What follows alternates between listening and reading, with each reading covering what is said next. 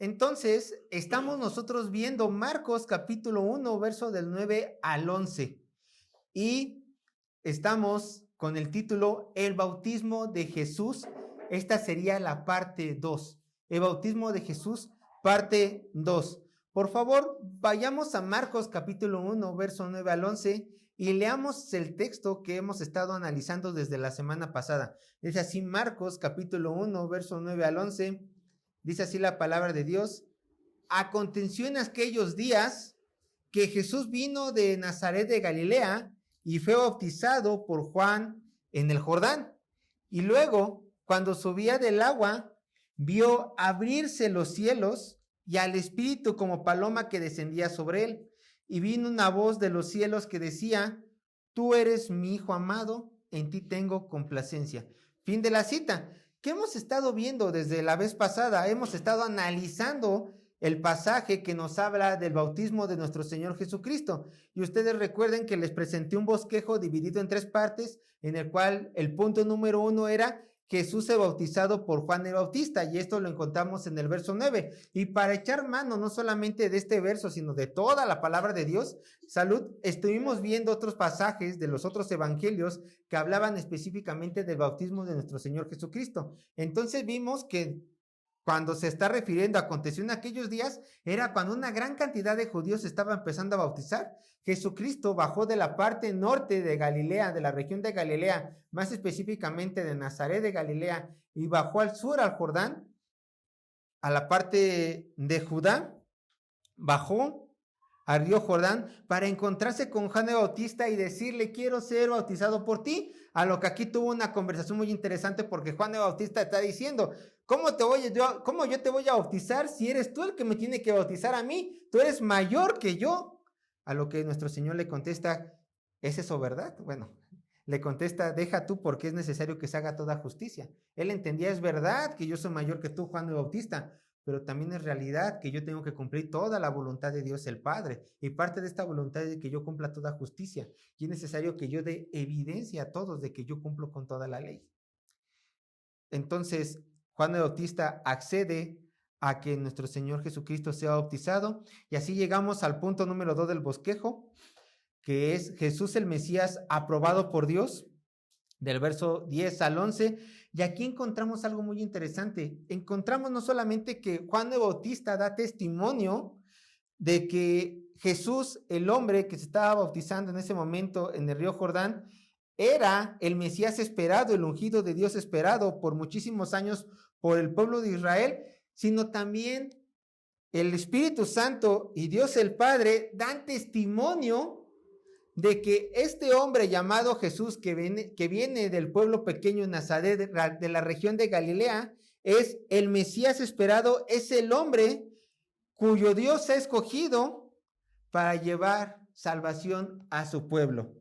¿Y cómo lo confirma Dios? Con las palabras que dijo en el verso 11: Tú eres mi Hijo amado, en ti tengo complacencia. Y así llegamos al punto número 3 de nuestro bosquejo que les mostré la semana pasada, la cual es la Trinidad reunida en el Jordán. ¿Por qué? Porque no solamente ocurrió que en el río Jordán el Mesías fue bautizado y fue declarado públicamente por Juan el Bautista. Recuerdan que Juan el Bautista era el Elías esperado, aquel que iba a preparar el camino para el Señor, para el Mesías. No solamente fue declarado por Juan el Bautista como el Mesías y como por Dios mismo, como el ungido de Dios, sino que también podemos apreciar en el río Jordán una de las reuniones más importantes de este mundo. Por lo general, me parece que no tardaremos mucho para que nuestros presidentes de México, nuestro presidente mexicano, el de Estados Unidos y el de Canadá se junten. Esa es una reunión importante. Cada vez que los presidentes en la ONU se reúnen es una reunión importante. Pero lo que ocurrió aquí en el río Jordán es algo mucho más grande, mucho más relevante. ¿Por qué? Porque encontramos a la Trinidad reunida. Encontramos al Padre, al Hijo y al Espíritu Santo reunidos en un momento específico de la historia, donde los podemos ver a los tres por separado, como lo son, y donde uno está diciendo que la segunda persona, Jesús, es el Mesías esperado. Por lo tanto, hoy vamos a estar viendo la doctrina de la Trinidad. Hoy vamos a estar viendo la doctrina de la Trinidad. Y esta doctrina puede ser chocante para algunas personas, hermanos. Chocante. ¿Por qué? Porque la ven difícil. La ven difícil. Y déjenme decirles que sí es difícil. Hay temas en la vida que son difíciles, pero es necesario estudiarlos y es necesario esforzarnos intelectualmente para poder entender todo lo que Dios nos ha revelado en su santa palabra. Entonces, como vamos a ver hoy el día la Trinidad, les quiero mostrar un pequeño bosquejo, un mini bosquejo, le he puesto así, un mini bosquejo de los temas que vamos a estar hablando el día de hoy. Primer punto del mini bosquejo, defendiendo la Trinidad. Primer punto del mini bosquejo, defendiendo la Trinidad. Segundo punto del mini bosquejo, un solo Dios.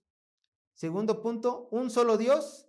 Y tercer punto del mini bosquejo, Padre, Hijo y Espíritu Santo, 3 personas en la Trinidad. 1, defendiendo la Trinidad. 2, un solo Dios. Y 3, Padre, Hijo y Espíritu Santo, las 3 personas de la Trinidad. ¿Por qué les damos bosquejos? Para presentarles qué es lo que vamos a estar viendo alrededor de la predicación. Y ustedes puedan estar atentos. No se me pierdan, porque es un tema difícil. Pero lejos de hablarles de términos incomprensibles, voy a tratar de hacerlo ligero. Voy a tratar de hacerlo comprensible, para que todos cuando salgamos de aquí podamos decir, ya lo entendí, más de lo que lo había entendido antes. Entonces, vamos con el punto número 1 del bosquejo, defendiendo la Trinidad. Y antes de que nosotros sigamos avanzando a nuestro tema, tenemos que entender que los hijos de Dios estamos en una guerra constante contra huestes celestiales. Estamos, hermanos, todos y cada uno de nosotros en una guerra. Todos los cristianos están en una guerra. ¿Cómo lo sabemos? Porque vean lo que dice Efesios capítulo 6, verso 12. Hoy vamos a estar practicando el esgrima bíblico. Efesios capítulo 6, verso 12. Si no pueden encontrar, después de que yo repita el verso 3 veces, por favor ya no lo busquen, sino pongan atención, porque el entendimiento de la palabra de Dios llega en nuestro corazón por medio del oír la palabra de Dios. Efesios capítulo 6, verso 12, dice así la palabra de Dios.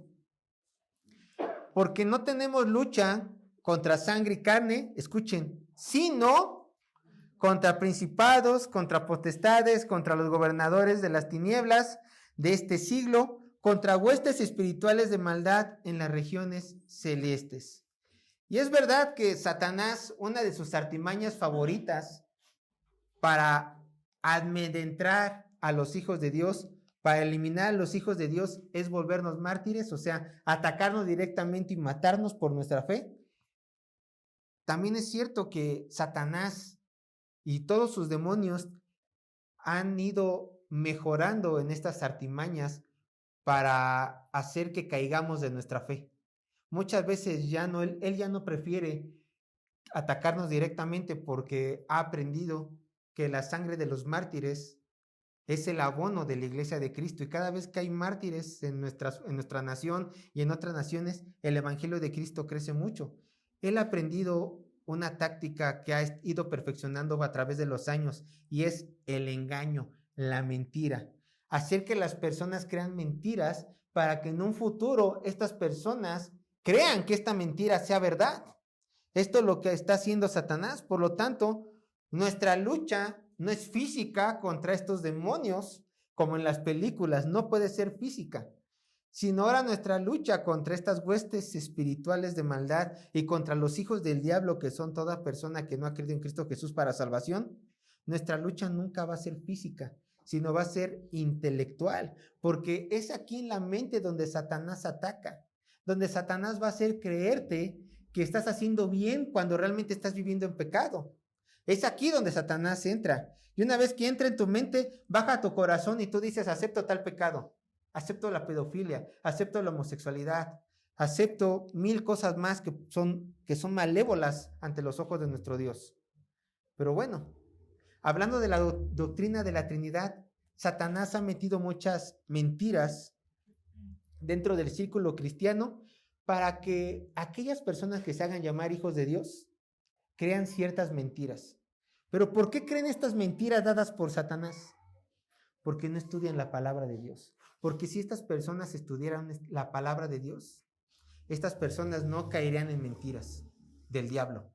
Por eso es necesario estudiar la palabra de Dios.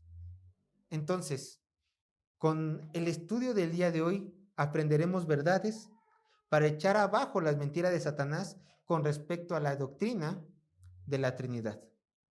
Pero antes de seguir continuando, yo sé que le estoy dando un poco de tiempo, pero son temas que tenemos que tocar conforme al estudio. Déjenme decirles que a pesar de que yo he mencionado que hoy veremos la Trinidad y he constantemente repetido esta palabra, tengo que decirles que esta palabra no se encuentra en la Biblia.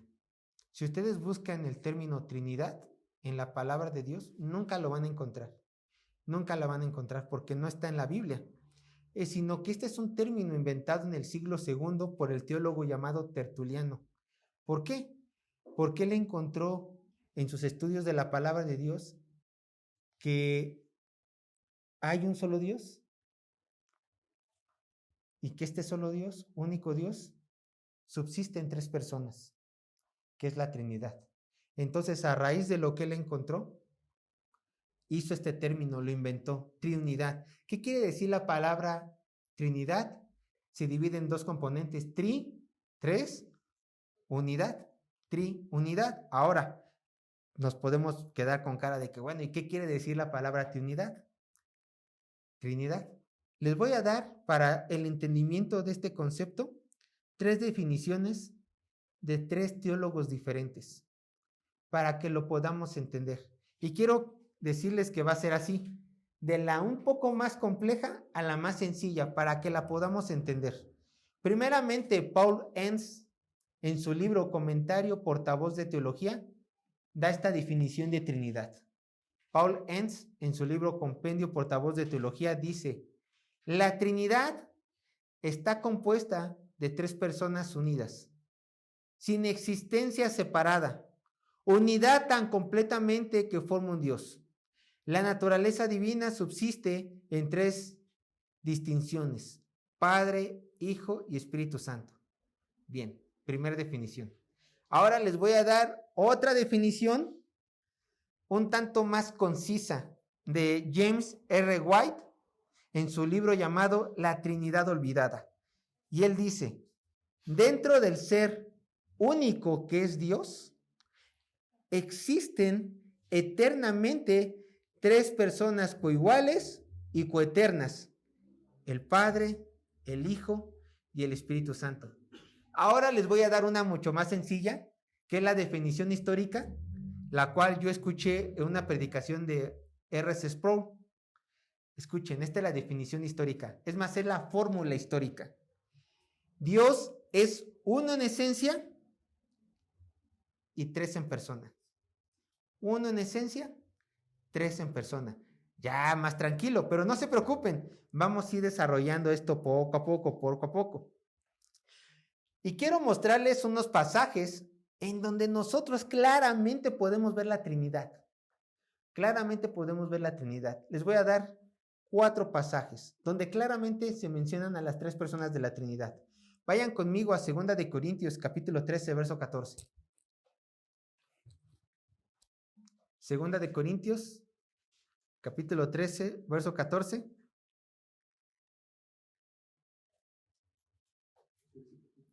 Segunda de Corintios, capítulo 13, verso 14. Vean, este es un pasaje que habla clarísimo de la Trinidad. La gracia del Señor Jesucristo, el amor de Dios y la comunión del Espíritu Santo sean con todos vosotros. Amén. Aquí se están mencionando a tres personas. Vemos a tres personas en esta oración, pero hay algo interesante. ¿Quién es la persona por lo general que se pone primero en un escrito? La que tiene mayor rango. Aquí se menciona el amor de Dios. Si Dios es el que tiene mayor rango, Él tendría que estar al principio de la oración. El amor de Dios, la gracia del Señor y la comunión del Espíritu. Pero vemos que primeramente ponen al Señor Jesús antes que a Dios el Padre. ¿Por qué? Porque es Dios. Porque es Dios. Ahora, cuando se habla de Dios, Dios no puede ser comparado con nadie. Lo vamos a ver. Entonces, es una blasfemia colocar a otras personas al lado de Dios y hacerlos casi su iguales. Pero aquí vemos que están haciendo a su iguales al Señor Jesús y al Espíritu Santo. ¿Por qué? Porque son Dios. El Hijo es Dios, el Padre es Dios y el Espíritu Santo es Dios. Vemos la Trinidad. Ahora vean ustedes, Mateo 28, 19. Mateo 28, 19. Por eso les digo, pongan atención, pongan atención. Recuerden, Dios quiere que ustedes tengan sentimientos hacia Él, claro, pero el Señor también quiere tenerlos intelectualmente. Por eso pongamos atención a estos versículos. Mateo 28, 19. La gran comisión. Por tanto, dice el Señor Jesús, el que está hablando es nuestro Señor Jesús. Por tanto, id y haced discípulos a todas las naciones, bautizándolos en el nombre del Padre y del Hijo y del Espíritu Santo. Salud. ¿Por qué? Salud. ¿Por qué está pidiendo que sean bautizados en el nombre del Padre, del Hijo y del Espíritu Santo? Porque es la Trinidad. Porque tanto el Padre, el Hijo y el Espíritu Santo son Dios. Son Dios. Por eso no hay problema en que los tres estén en una simple oración. ¿Qué pasaría? Voy a ocupar un ejemplo. ¿Qué pasaría si se dijera, bautizarlos en el nombre del Padre y de Pedro y del apóstol Pablo? ¡Blasfemia! Porque son dos hombres al lado del nombre de Dios. Pero como dice, en el nombre del Padre, el Hijo y del Espíritu Santo, y lo dice el Señor Jesús, entonces el Padre es Dios, el Hijo es Dios, el Espíritu Santo es Dios. Las tres personas de la Trinidad se nos muestran en este pasaje, claramente. Y como las tres son Dios, no hay problema. No hay problema. Como las tres son un solo Dios, no hay problema. Ahora, Marcos capítulo 1, verso 10 al 11. Esto ya lo acabamos de leer, yo se los leo. Y luego cuando subió del agua, vio abrirse los cielos y al Espíritu como paloma que descendía sobre él. Y vino una voz de los cielos que decía, tú eres mi Hijo amado, en ti tengo complacencia. Jesús en el Jordán, el Espíritu Santo descendiendo, y en los cielos la voz que se escuchaba era la del Padre. Otro versículo que nos habla de la Trinidad. Por último, Sergio, ¿hay un verso en el Antiguo Testamento que nos habla de la Trinidad? Sí. Ustedes van a traer a la memoria que vamos a analizarlo, Génesis 1:26, pero hay un texto más claro que habla de la Trinidad. Ahora, quiero que entiendan algo antes de seguir avanzando. La Trinidad es una revelación dada únicamente desde que inició la Iglesia de Cristo. Antes, en el Antiguo Testamento, antes de la llegada de nuestro Señor Jesucristo, la Trinidad, así como la salvación de los gentiles, estaba como escondida, estaba velada, estaba aún en la oscuridad. Dios ya la había pensado, claro, ya las tenía, claro, pero no las había sacado a la luz, sino no es hasta que se escribe el canon del Nuevo Testamento, el Espíritu Santo baja y podemos ver claramente la doctrina de la Trinidad, y podemos ahora sí voltear al Antiguo Testamento y decir, con razón se escribió esto, porque la Trinidad ya se nos había presentado, pero los judíos no la pudieron ver porque no era momento de exhibirla, según a los tiempos de Dios. Vayan a Isaías 48, 16, y vamos a ver claramente cómo se presenta la Trinidad desde el Antiguo Testamento. Entonces, ni siquiera los judíos tendrían pretexto para decir, no es verdad que no hay Trinidad. Isaías 48, 16.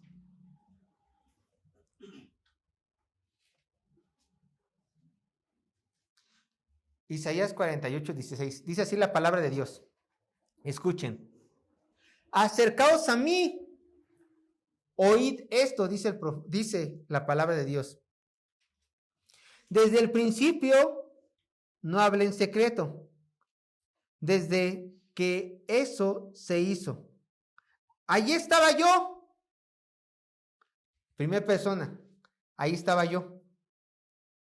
Desde el principio, allí estaba yo. Y ahora me envió Jehová el Señor. Segunda persona, Jehová el Señor. Y su Espíritu, tres personas. ¿Quién estaba desde el principio? El Verbo, Juan capítulo 1. El Verbo era Cristo, el Verbo era Dios. En el principio estaba el Verbo. ¿Quién lo envió al Verbo al mundo? Estaba profetizando en la llegada del Mesías. El Padre, Jehová me envió. ¿Y quién? Y su Espíritu. Lo distingue como una tercera persona. Aquí vemos la Santísima Trinidad. Aquí vemos la Trinidad. Desde el Antiguo Testamento. Padre, Hijo y el Espíritu Santo. Ahora, les quiero mostrar, por si todavía les han quedado duda sobre la Trinidad, sobre que la Biblia habla de la Trinidad, les quiero mostrar unos pasajes en donde se habla en plural. Ya podemos ver estos pasajes a la luz del Nuevo Testamento, porque ya tenemos toda la revelación completa. Entonces podemos identificar más claramente la Trinidad en el Antiguo Testamento. Vean, vayan a Génesis capítulo 1, verso 26. Dije que lo iban a ver. Pero más claramente la Trinidad se muestra en Isaías 48. Pero aún así, también se muestra en Génesis 1, 26. Génesis es el primer libro de la Biblia. Génesis 1, 26. Vean lo que dice. Pero vean quién está hablando. Entonces dijo Dios. Dios mismo es el que está diciendo estas palabras. Entonces dijo Dios, hagamos al hombre a nuestra imagen conforme a nuestra semejanza. Detengámonos allí. En el día sexto de la creación, ya lo vimos con Alejandro, ahí están sus predicaciones, Dios creó al hombre. Pero la palabra clave aquí que vamos a estar analizando es hagamos, hablo en plural, hagamos al hombre a nuestra imagen conforme ¿a qué? A nuestra semejanza. Algunas personas afirman que estas palabras en plural no hacen alusión a la Trinidad, ya que estas personas dicen que Dios está haciendo alusión a su propia majestad. Por ejemplo, se han encontrado registros de Alejandro Magno y de Demetrio, que fueron emperadores, que fueron gente de preeminencia, que en sus escritos dicen, nos complace atender tu petición, nos complace. ¿Por qué? Porque ellos dicen que su investidura real hay que darle honor. Entonces, tiene que hablar en plural. ¿Por qué? Porque yo, Alejandro Magno, soy emperador y mi investidura de emperador tiene un rango, le voy a dar cierto honor. Nos complace a mí y a mi investidura de emperador. Obviamente en nuestro español contemporáneo sonaría raro, pero ¿qué creen? El teólogo Grudem en su teología sistemática, en su libro Teología Sistemática, dice que en el Antiguo Testamento esta no es una forma de hablar, sino que se han encontrado en escritos griegos muchísimos años después de que se terminara el canon bíblico del Antiguo Testamento. Entonces, hasta cierto punto, este es un lenguaje de hablar muy nuevo, nada que ver con Génesis, porque recuerden, desde el nacimiento de Jesús hasta la fecha ya han pasado 2024 años. El Génesis fue escrito en el año 1445 antes de Cristo. Entonces, ya son muchos años de diferencia desde que la cultura romana, 400, 500 años antes de Cristo, 300, la cultura griega, fue hecha. Entonces, no había manera de que ese lenguaje existiera en aquel entonces. Ahora, ya queda descartada la idea de que Dios mismo está hablando a su realeza. No se puede, no existía ese lenguaje en el hebreo antiguo. Otras personas dicen que cuando dice Dios hagamos, se está refiriendo a los ángeles. Le está diciendo a los ángeles, hagamos al hombre de nuestra imagen, a nuestra semejanza. Pero hay otro problema con eso. Los ángeles no son igual a Dios. Y Dios claramente le dice, hagamos al hombre a nuestra imagen, a nuestra semejanza. Yo les pregunto, ¿qué se parece más a Dios? ¿El más pequeño de los insectos? ¿El más pequeño de los gusanos? ¿O el más poderoso de los ángeles? ¿Quién se parece más a Dios? Nadie.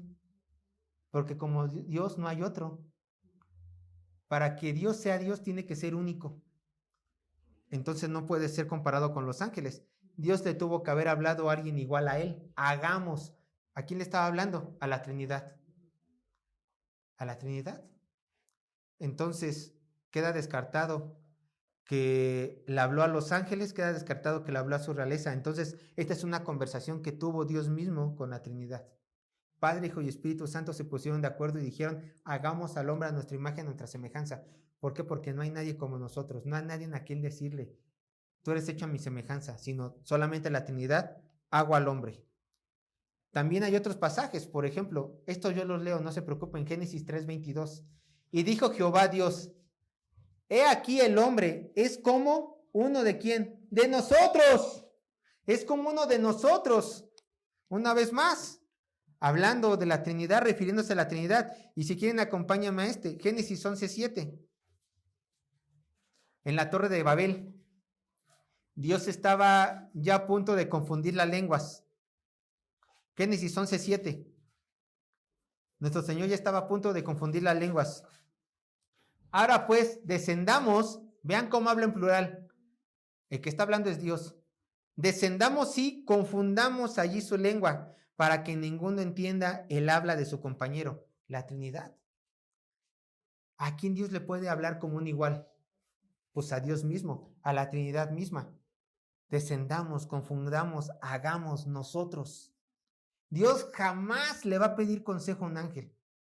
Jamás, jamás le va a pedir una opinión a una criatura, sino a su propio consenso, a la propia Trinidad, aún igual a Él. Oye, ¿Dios me puede pedir mi consejo a mí? No, no te puede pedir consejo a ti. ¿Por qué? Porque tú no eres Dios. Oye, ¿yo puedo hacer cambiar a Dios? No, tú no puedes hacer cambiar a Dios. Oye, ¿yo puedo opinar sobre este asunto conforme a lo que me está ocurriendo? Claro que no, porque solamente Dios tiene el consenso de hacerlo. Tú no puedes hacer nada. Solamente esperar su buena voluntad. Pero entonces, ya vimos que en la Biblia hay Trinidad. Ya vimos pasajes que nos hablan que existe una Trinidad. Pero ahora no nos podemos quedar solamente aquí, porque la Biblia dice que hay un solo Dios. Hay un solo Dios. Concéntrense, no se pierdan, concéntrense. En el Antiguo Testamento, hermanos, encontramos una confesión de fe muy hermosa, una confesión de fe que los judíos le tenían que enseñar a sus hijos, de generación en generación, de generación en generación. Se llamado esta confesión de fe el Shema. El Shema. La palabra Shema quiere decir oír. Ellos le tenían que decir a sus hijos, oye esto, hijo mío, oye esto. Y lo que vas a escuchar, enséñaselo a tus hijos y que tus hijos se lo enseñen a sus hijos y que los hijos de tus hijos se lo enseñen a sus hijos. Escucha, pon atención porque es importante y enséñalo y vívelo. El Shema es este. Deuteronomio 6:4. Solamente vamos a leer la primera parte del Shema. Deuteronomio 6:4. Deuteronomio 6:4.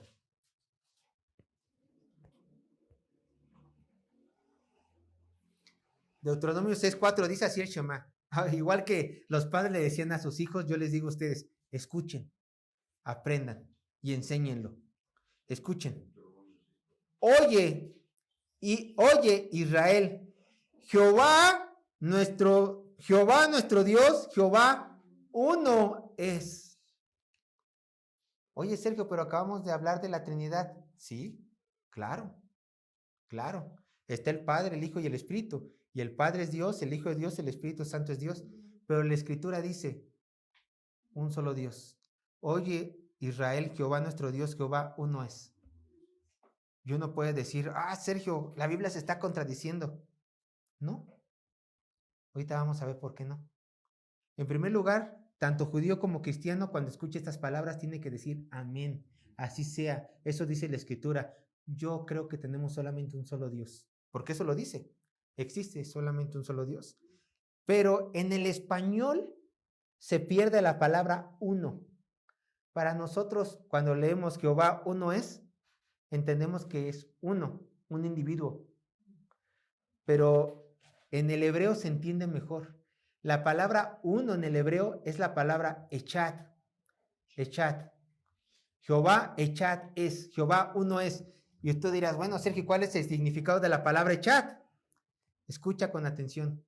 Esta palabra ocupada aquí significa unidad compuesta, uno unido. O sea, uno en unidad y no uno en solitario. No uno aislado. O sea, uno en unidad, uno unido. Sergio, dame un ejemplo de esto. Te voy a dar un ejemplo. Génesis 2, verso 23 al 24. Aquí encontramos la misma palabra, echad. Génesis capítulo 2, verso 23 y 24. Y así te va a quedar más claro esto. ¿A qué se refiere con uno en unidad? Génesis 2, verso 23 al 24.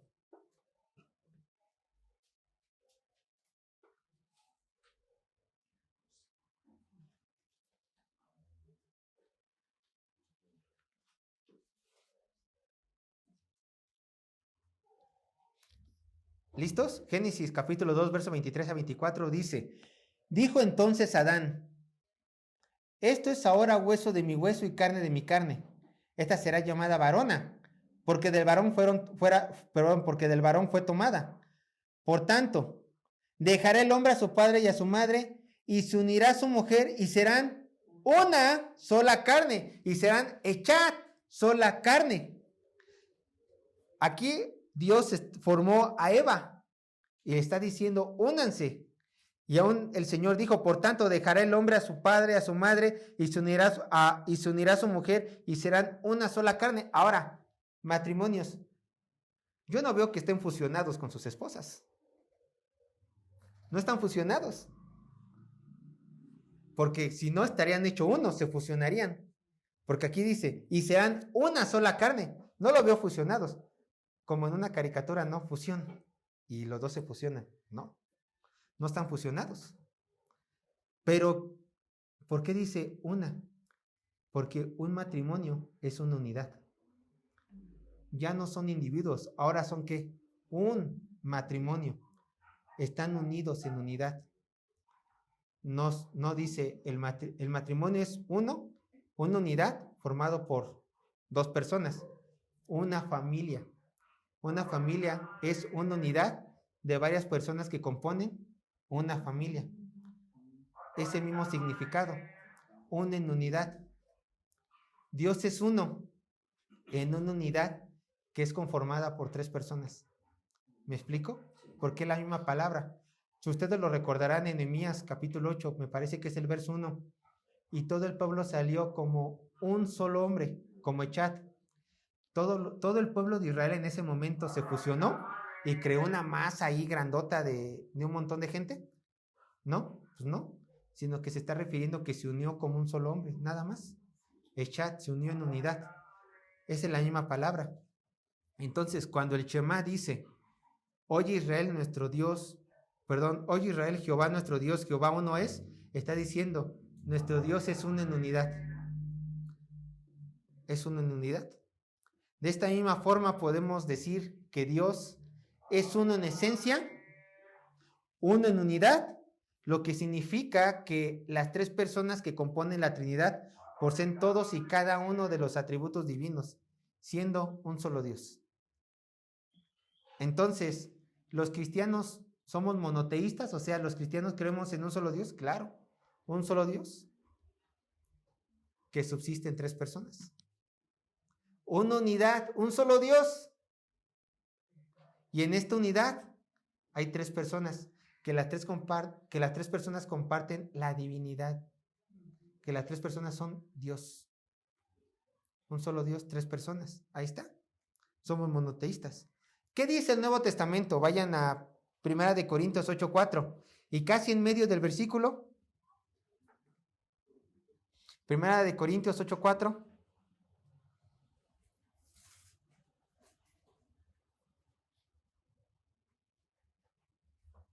1 Corintios 8:4. Casi en medio al final del versículo dice estas palabras: no hay más que un Dios. No hay más que un Dios. Es la realidad. No hay más que un Dios. Y aquí recordemos la definición sencilla que nos da Sproul. Dios es uno en esencia y tres en persona. Tenemos un solo Dios.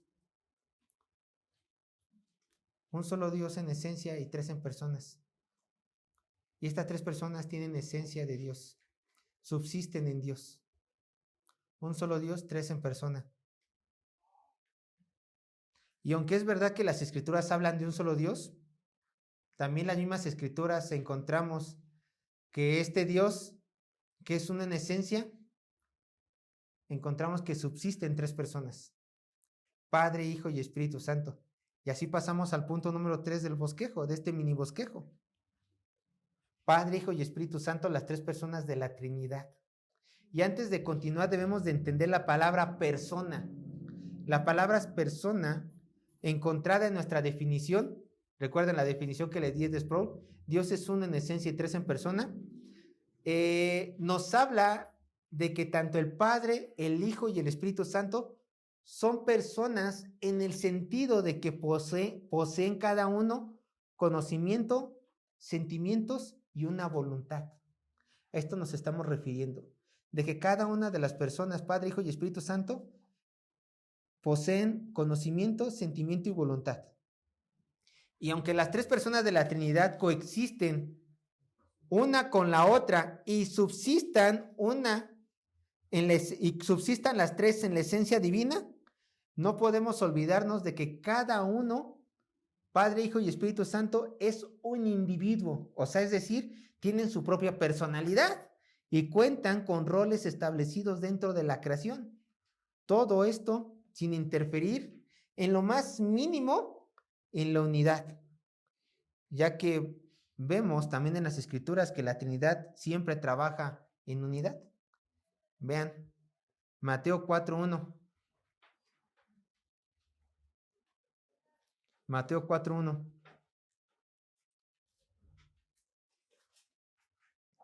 Vean lo que dice Mateo 4:1. Entonces Jesús fue llevado por el Espíritu al desierto para ser tentado por el diablo. Jesús no fue al desierto porque él mismo quiso ir al desierto, sino que el Espíritu Santo lo guió. Ahora vayan a Juan 5:19. Yo lo leo si quieren, Evangelio de Juan 5:19.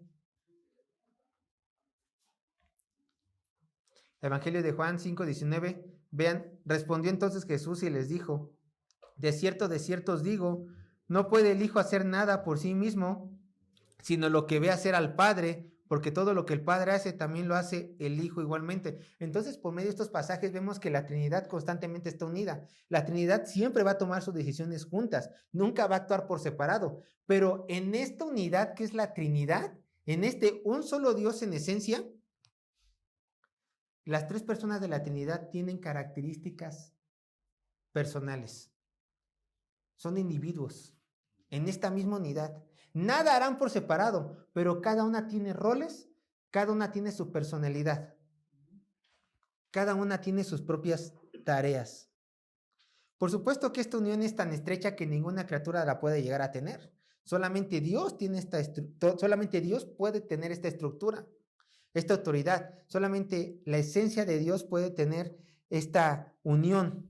Pero ya que hemos entendido que hay unión en la Trinidad, ahora quiero que vean cómo cada una de las personas que conforman la Trinidad juegan papeles diferentes en la creación. Y lo importante de esto, cada una es Dios. Escucha, cada una de las personas de la Trinidad es Dios, 100% Dios. Primero vamos a ver a Dios el Padre. Vean, ¿cuál es el rol de la creación de Dios el Padre? Ser el gobernador supremo de todo lo que existe, ser el creador. Y es la persona de la Trinidad quien sustenta el título del Padre. Y además Él fue el que envió al Hijo a morir en la cruz. Él envió al Hijo. El Padre tiene estos títulos. Vean lo que dice 1 Corintios 8:6. Para que veamos cómo el Padre es Dios.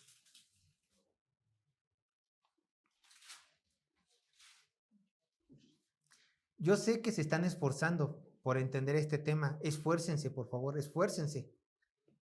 Dios quiere que ocupemos nuestras mentes. No, Dios no quiere que la apaguemos. Primera de Corintios 8:6.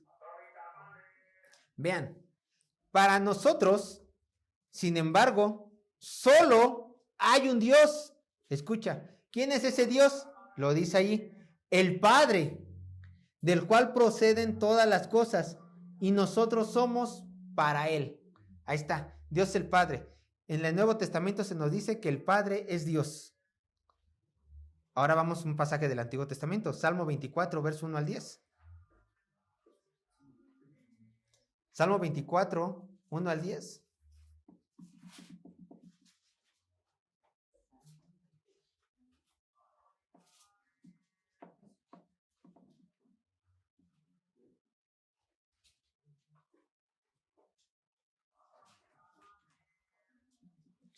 Y este es un pasaje donde se nos habla del poderío que solamente puede tenerlo Dios.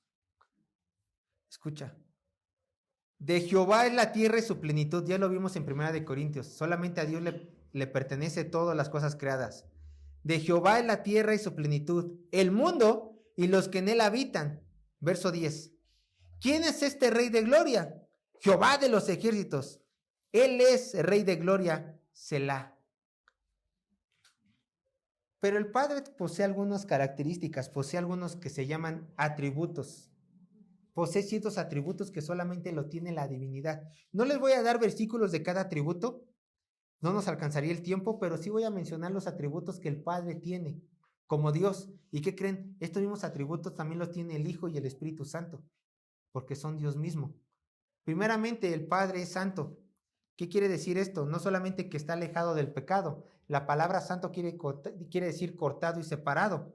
Quiere decir la palabra santo. Cuando tú digas que Dios es santo, quiere decir que no hay nadie como Él, que Él es diferente a todo lo creado, que nada se le compara a Él, porque Él es creador y todo lo demás son criatura. No hay nada igual. El creador y la criatura, nada se puede comparar al creador. Por eso Él es santo, separado, diferente a todos nosotros. Dios es santo, el Padre es santo. También Dios es omnipotente. ¿Qué quiere decir omnipotente? Todopoderoso, todo lo puede y su poder es ilimitado. No hay nadie como Él. También Dios es omnisciente, el Padre es omnisciente. ¿Qué quiere decir esto? Que todo lo sabe, que no hay nada que Él no conozca. Él todo lo sabe, pasado, presente, futuro, no hay nada escondido para sus ojos. ¿Por qué? Porque simplemente todo fue creado por Él y para Él. Dios también es omnipresente. Y esta en otras partes quiere decir omnipresente, que Dios está en todas partes, perdón. No hay nada oculto para sus ojos. Ahora también hay otro atributo muy interesante, Dios es eterno. ¿Qué quiere decir? Que nunca tuvo un principio y que nunca tendrá un final. Él siempre ha existido. Él no está en esta línea llamada tiempo que nosotros la creamos, ¿no? Que nosotros lo vemos, que le hemos puesto hasta título, antes de Cristo, después de Cristo, miles de años antes, miles de años después. No está Él en esta línea temporal donde nosotros como creación estamos. Él está fuera de esa línea temporal. Para Él no le influye el tiempo y Él, por lo tanto, no ha tenido ningún principio y nunca tendrá ningún final. Siempre ha existido, siempre existirá. Esto quiere decir eterno. Y también Dios es autosuficiente. ¿Qué quiere decir de esto? Tú necesitas de alguien para existir. Sí, necesitas comida, necesitas oxígeno para subsistir, necesitaste de padres para ser creado, pero Dios es autosuficiente. ¿Qué quiere decir esto? Que Él es autosuficiente, autoexistente. Nadie lo crea, nadie le da sustento. El sustento proviene de Él, solamente se necesita Él mismo para poder existir. Y también Él es inmutable. No solamente quiere decir que nunca cambia, quiere decir que Él no puede aprender algo nuevo porque Él ya sabe todo. Quiero ponértelo así de fácil. Si un ser perfecto aprende algo nuevo, ¿quiere decir que este ser perfecto fue perfecto en un inicio? No. Si este ser perfecto se le olvida algo, ¿quiere decir que este ser perfecto fue perfecto en un inicio? No. Para que Dios sea Dios, tiene que ser perfecto. Y para que sea perfecto, Él tiene que ser inmutable, nunca tiene que cambiar. Por lo tanto, Dios ya sabe todo y Dios no necesita que nadie le diga qué hacer. Eso quiere decir inmutable. Dios no puede aprender algo nuevo porque ya lo sabe todo. En el momento que Dios aprende algo nuevo, ese ser no es Dios. Porque Dios necesita ser inmutable en todos los sentidos. Bueno, aunque a pesar de que estos no son todos los atributos de Dios, son algunos atributos que yo les traje a la mesa para que ustedes vieran el poder del Padre y cómo el Padre es Dios. Pero ahora vamos a ver al Hijo, vamos rápidamente a ver al Hijo.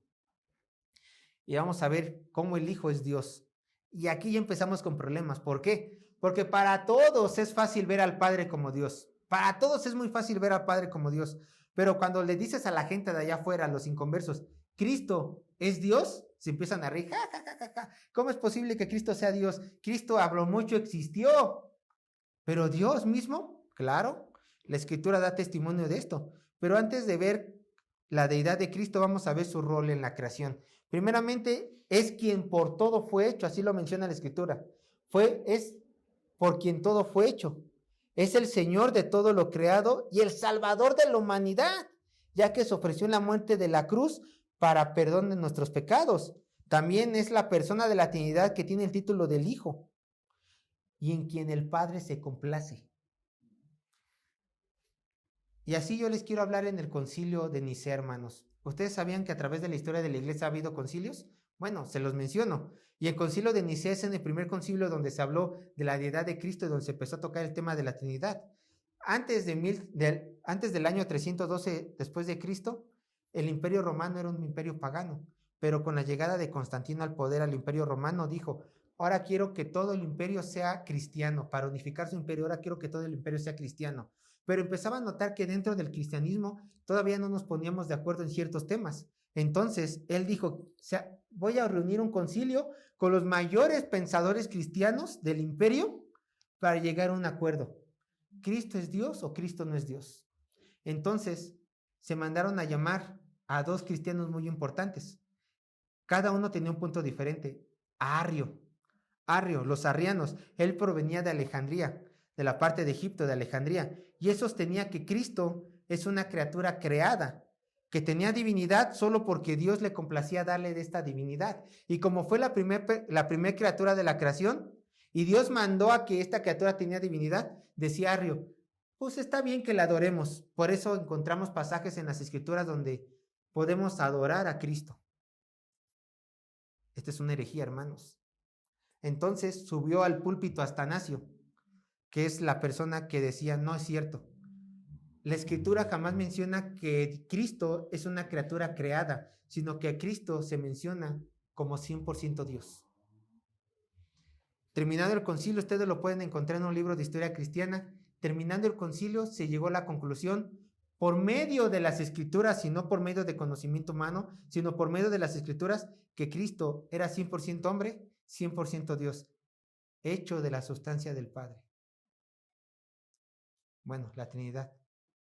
Uno en esencia, tienen la misma esencia el Padre, el Hijo y el Espíritu Santo. Un solo Dios en esencia, en tres personas, Padre, Hijo y Espíritu Santo.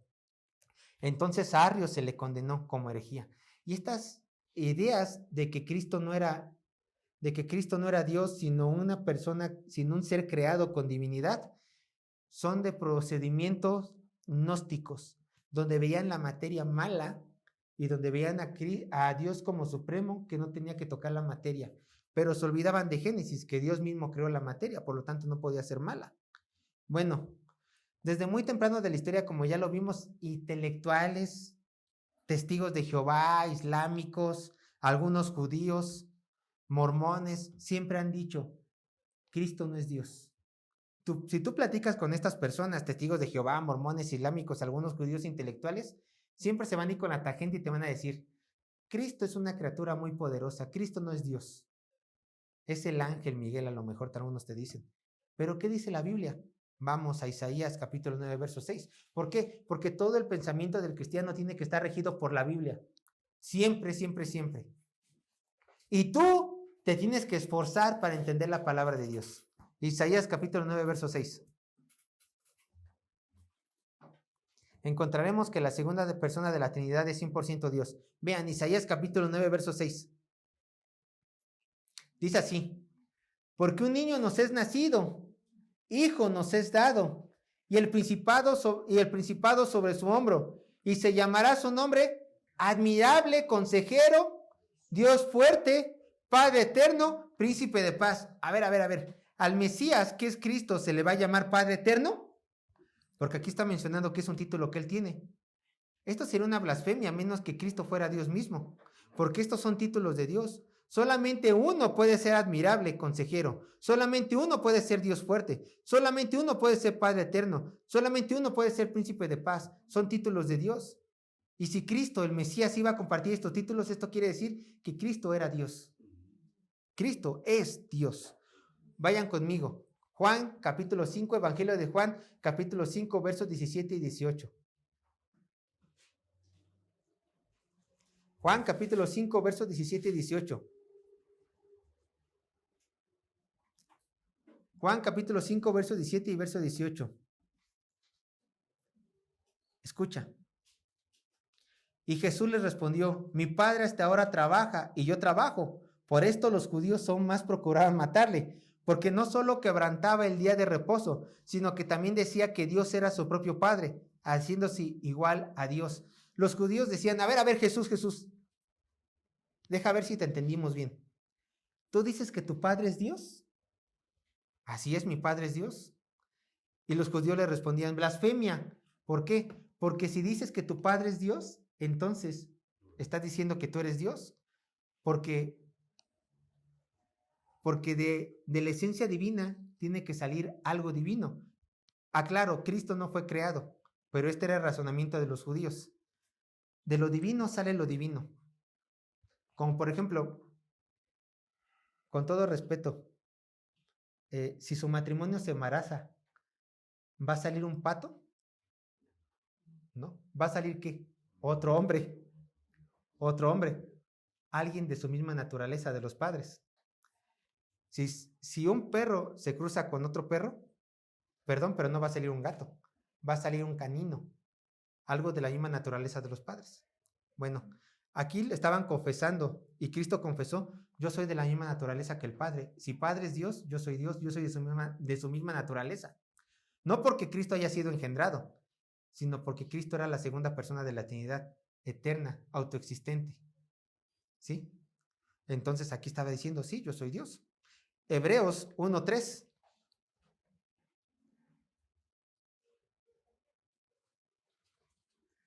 Hebreos 1:3. Por si nos quedaba alguna duda si Cristo era Dios, es Dios. Hebreos 1:3. El cual, aquí se está hablando refiriéndose al Cristo, a Jesús de Nazaret, el cual, siendo el resplandor de su gloria, escucha, y la imagen misma de su sustancia, esta palabra es importante, de la sustancia de Dios, y quien sustenta todas las cosas con la palabra de su poder, habiendo efectuado la purificación de nuestros pecados por medio de sí mismo, se sentó a la diestra de la majestad de las alturas. Hebreos, el autor de Hebreos está diciendo que Cristo está hecho de la sustancia del Padre. O sea, Cristo es divino, Cristo es 100% Dios.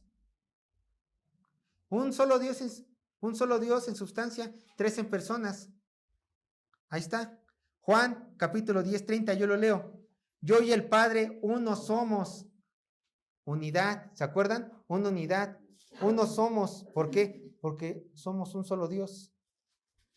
3 personas, un solo Dios. Por eso Tomás, cuando lo vio, ¿se acuerdan esa esencia que Tomás dijo? Yo no creo que Cristo haya resucitado hasta que no pueda meter mis manos en su costado y en sus orificios hechos en sus manos.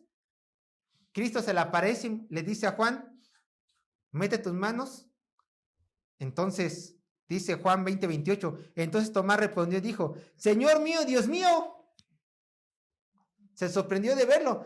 Perdóname, Señor mío, Dios mío. Ahora, siendo Cristo quien era, ¿él hubiera aceptado un título que no le correspondía? No. Él lo aceptó. Tienes razón. Yo soy Dios. Y que nadie se lo olvide. Yo soy Dios. Soy la segunda persona de la Trinidad. Entonces aquí se echa abajo todo el debate. Ya hemos visto versículos donde mencionan que el Padre es Dios. Ya hemos visto versículos donde se menciona que el Hijo es Dios. Ahora vamos a ver unos versículos donde se menciona que el Espíritu es Dios. Pero antes de ver ese versículo, porque solamente vamos a ver uno por tiempo, ¿qué roles ¿qué rol le correspondía al Espíritu Santo? Bueno, el Espíritu Santo se encuentra involucrado en la regeneración y en la santificación del cristiano, o sea, es el que nos hace nuevas criaturas, es el que nos trae de muerte a vida, además de que Él es nuestro guía en este mundo, llevándonos a toda verdad. También el Espíritu Santo está involucrado en la supervisión de la creación. ¿Se acuerdan? La tierra estaba desordenada y vacía y el Espíritu Santo andaba sobre las aguas. Génesis 1. Pero también la tercera persona de la Trinidad está en los cristianos, está dentro de nosotros. Ahí está involucrado. Todo cristiano tiene la tercera persona dentro de sí de la Trinidad. Todo cristiano tiene el Espíritu Santo morando en él, sin más. Ahora, también el Espíritu Santo ha sufrido varios ataques. Si tú hablas con mormones, si hablas con testigos de Jehová y les preguntas quién es el Espíritu Santo, te dicen, es el poder de Dios. ¿Es el poder de Dios? ¿Qué dice la Escritura? Hechos capítulo 5, versos 3 y 4. Ellos te manejan que el Espíritu Santo es como la energía. Es como la energía que sale de Dios. Si ustedes han visto caricaturas, es como el Kamehameha. Es como la Genkidama, es como la electricidad. Pero no es así el Espíritu Santo. No es la energía de Dios, no es el poder de Dios. Escúchenme, el Espíritu Santo es la tercera persona de la Trinidad. Hechos capítulo 5, versos 3 y 4. Y dijo Pedro, escucha, les voy a hablar un poco de contexto. Hubieron dos personas, Ananías y Zafira, era un matrimonio.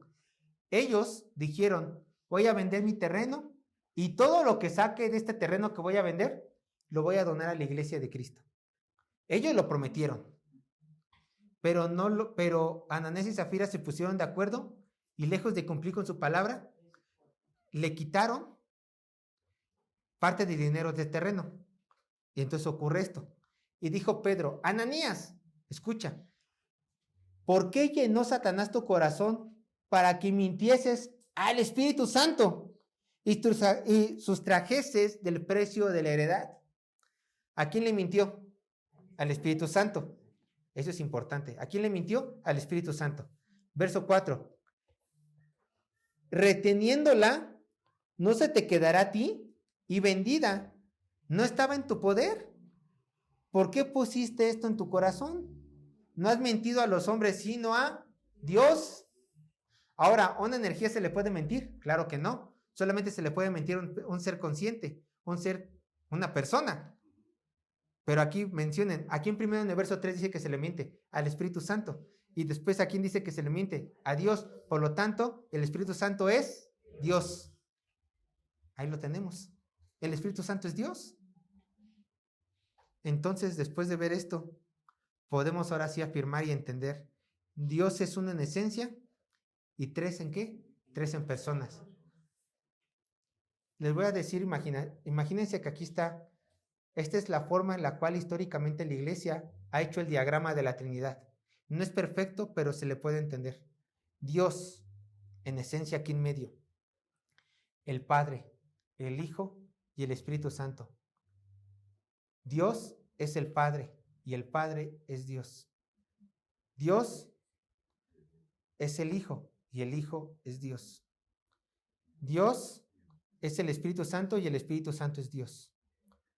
Uno en esencia, tres en persona. Ahora, pero como son tres personas, el Padre no es el Hijo y el Padre no es el Espíritu. El Hijo no es el Padre y el Hijo no es el Espíritu. El Espíritu no es el Padre y el Espíritu no es el Hijo. Son tres personas distintas que subsisten en la esencia de Dios. Un solo Dios, tres personas distintas. Así se entiende en la Trinidad. Yo sé que ya me extendí un poco del tema, pero por favor, espérenme, se los pido, unos 10, 15 minutos más porque hay cosas que quiero que ustedes entiendan y es necesario que lo reforcemos para que esto quede claro. ¿Por qué? Porque por algo que tú le cambies una palabra a la Trinidad, ya caíste en una herejía. Algo que tú no entiendas correctamente de la Trinidad es una herejía. Entonces necesitamos, les repito, esforzarnos en entender la palabra de Dios. esforzarnos. Les voy a dar algunas verdades con respecto a la Trinidad, recapitulando todo lo que ya hemos visto. 1, Dios es uno, que nunca se nos olvide. Ahí está el Shema. Dios es uno en unidad, ¿no? ¿Y esto qué quiere decir? Que no hay 3 diferentes dioses. Eso se le llama triteísmo y es una herejía. A ver, entonces yo pude haber entendido esto. Como el Padre es Dios, como el Hijo es Dios y como el Espíritu Santo es Dios, pues tenemos 3 dioses. No. Un solo Dios, en esencia, y 3 personas que subsisten en esta esencia que es Dios, uno en unidad. Sí, el Padre es Dios, el Hijo es Dios, el Espíritu Santo es Dios, pero solamente es un solo Dios. Uno en unidad. Ahí nos quedamos. Dios es 3. ¿A qué se refiere? Pues sí, la esencia divina de Dios está en 3 personas diferentes, pero solamente hay un solo Dios. ¿Cuáles son estas personas? El Padre, el Hijo y el Espíritu Santo. Ahí está. Siguiente punto. Las 3 personas de la Trinidad son verdaderas y distintas personas. Bueno, la Trinidad no es una sola persona que se pone 3 diferentes máscaras, sino que la verdadera Trinidad es 3 personas y un solo Dios. Ahora, las 3 personas de la Trinidad son perfectamente iguales. ¿En qué sentido? En rango y en poder.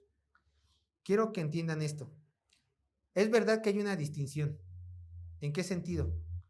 De que el Padre, en jerarquía, porque así lo decidió la Trinidad, es mayor que el Hijo. ¿Cierto? Es una realidad. Y el Espíritu Santo ahí está, también conviviendo con ellos. Pero en términos de roles, el Padre es mayor que el Hijo. Pero en términos de divinidad, los 3 son iguales.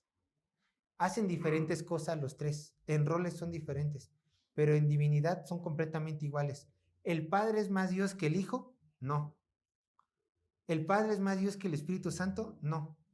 ¿El Hijo es más poderoso que el Padre y el Espíritu Santo? No. ¿El Espíritu Santo es más santo que el Padre y el Hijo? No. En atributos, en poder, en divinidad, son lo mismo, porque son 3 personas subsistiendo en una esencia que es Dios. Dios, uno en unidad. Por lo tanto, ahí están. No se pueden dividir. Son iguales en jerarquía, pero diferentes en personas. Por eso podemos decir que son perfectamente iguales. Ahora, las 3 personas de la Trinidad pueden manifestarse de diferentes maneras y pueden llevar a cabo diferentes funciones. Ya lo vimos, tienen diferentes roles. También hay otra. El misterio de la Trinidad no es razón para negarla. A pesar de que no podamos entender la Trinidad, pues no tenemos que negarla. Lo vamos a tocar más adelante. Y por último, uno de los puntos, la mayoría de las ilustraciones que se emplean para representar la Trinidad no son adecuadas. No sé si ustedes han llegado a escuchar que hay personas que dicen, yo ya entendí la Trinidad. A ver, pues explícame. Claro, la Trinidad es esto. Es como el hielo, es como el agua. El agua es H2O, pero se manifiesta en 3 estados, sólido, líquido y gaseoso. O la Trinidad es como un huevo. El huevo está compuesto, ¿por qué? Por caparazón, yema y huevo. ¿Saben qué? Eso no sirve para representar la Trinidad. Son ilustraciones incompetentes para representar lo que la Escritura habla de la Trinidad. Y se puede caer en una herejía llamada modalismo. ¿Qué es esta herejía? Que se llegó a crear hace mucho tiempo, en tiempos de Arrio. Como decían estas personas, no entendían toda la palabra de Dios. Decían, Dios es uno en esencia, pero este Dios se pone diferentes máscaras, tiene diferentes personalidades. Entonces en el Antiguo Testamento, soy Dios el Padre. Después en el Nuevo Testamento me pongo la máscara del Hijo, ahora soy el Hijo. Y después de que el Hijo se fue, ahora me pongo la máscara del Espíritu Santo. Un solo Dios, diferentes máscaras, no se puede. No es así. Porque solamente imagínense, qué tonto sería.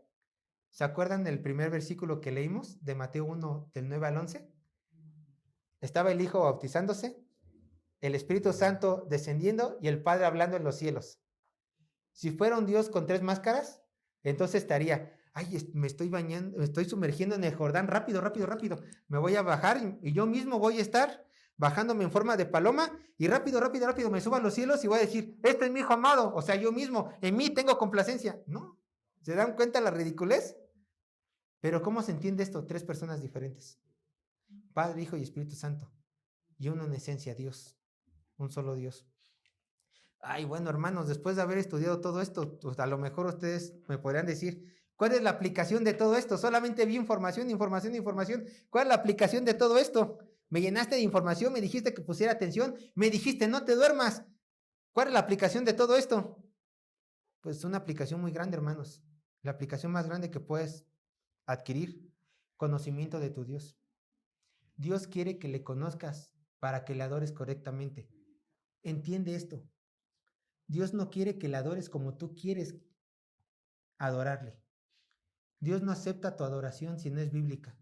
Dios quiere que tú le conozcas para que le puedas adorar correctamente. Hay personas que dicen, yo no conozco la Biblia, pero sé que le agrada a Dios. Ah, ¿tú sabes lo que le agrada a Dios? Claro, Dios es amor. Y ya empiezas a decir que el matrimonio entre homosexuales está bien. Y empiezas a decir que el aborto está bien, cuando Dios dice que eso es abominación. ¿Me explico? Piensas que hay mentiritas piadosas cuando no es verdad. Entonces, a ti te sirve estudiar la Trinidad para poder adorar a Dios como Él quiere que la adoren. ¿Cuál es la vida eterna? Que te conozcan a ti, único Dios verdadero, y a Jesucristo, a quien tú has enviado. Esta es la verdadera vida eterna, que tú lo conozcas a Él. Por eso es necesario estudiar la Trinidad para que le conozcas más a Él y así tú tengas la vida eterna. Ahora, también después de esto, pues puedes decir, Sergio, pues muy bonito y todo, pero no entiendo la Trinidad, no puedo entenderla. Entiendo tus pasajes, pero entiendo tu explicación, pero mi mente no entiende cómo hay un solo Dios y 3 personas que componen este Dios en unidad.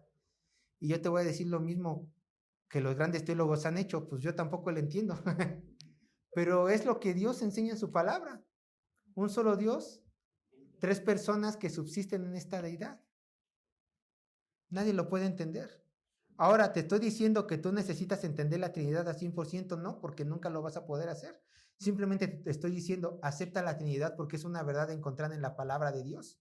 Solamente acéptala y entiéndela hasta donde nuestra capacidad humana y hasta donde la revelación bíblica nos permita. ¿Qué pasa si tú entiendes todo lo que implica que es Dios? ¿Qué pasa si tú entiendes todo lo que la Biblia dice? Entonces simplemente la Biblia no puede ser divina. Porque si tú entiendes a este Dios, quiere decir que este Dios fue creado por un humano, porque tú puedes entender a otro humano y por lo tanto puedes entender la creación de este humano. Pero si Dios es divino, es un ser inmutable, autosuficiente, eterno, tú jamás vas a poder entenderlo. Y esto te tiene que dar consuelo. Te quiero citar estas últimas palabras. Ve conmigo, Deuteronomio 29, 29, para que tu alma esté tranquila y para que entiendas que no es necesario que comprendas todo, incluyendo el tema de la Trinidad. Deuteronomio 29, 29.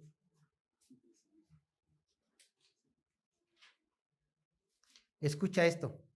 Deuteronomio 29, 29. Las cosas secretas pertenecen a Jehová nuestro Dios, mas las reveladas son para nosotros y para nuestros hijos para siempre, para que cumplamos todas las palabras de esta ley. No te preocupes por los secretos de Dios, son de Él. Mejor preocúpate por lo que entiendes de la palabra de Dios, porque eso sí tienes que vivirlo. Hermanos, así terminamos el tema del día de hoy. Continuaremos con este tema, con la parte 3, la siguiente semana. Dios les bendiga, hermanos. Vamos a orar.